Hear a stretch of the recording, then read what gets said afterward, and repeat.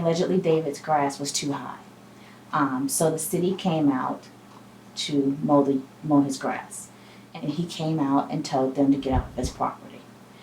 They're saying that he came out and he was angry, and when they refused to leave, he came out with a gun and said, "Get off my property." He didn't point at anyone. He just said, "Get off my property."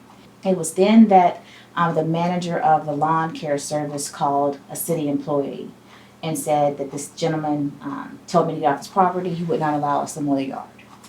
The city employee then called the police, and SWAT was dispatched.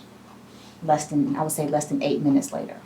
I get this call from a relative telling me to turn on the TV. There's a SWAT team at David's house.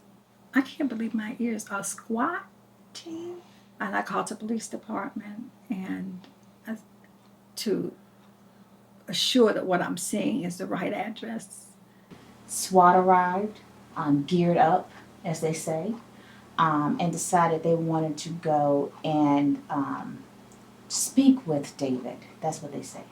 I wanted to go out to where he was, and they told me not to. So we'll call you back. We're going to try to get a phone to him or something like that. I waited and waited and tried to obey the law. Then I thought, oh, I gotta go.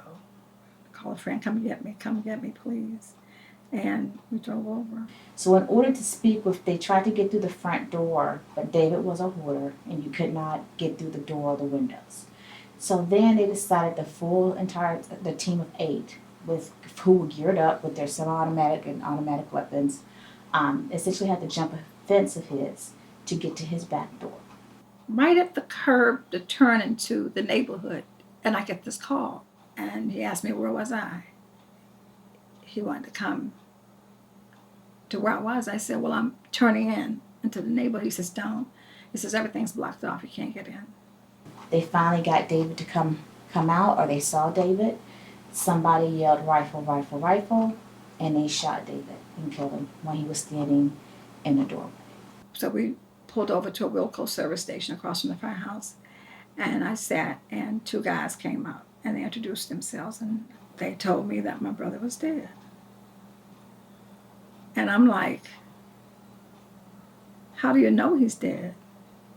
I mean, I couldn't figure that out. While he was standing in the doorway, evidently his body, because of the blast, I'm not sure, went back, and he was in the house. The officers then went into the house to look for him or secure weapons.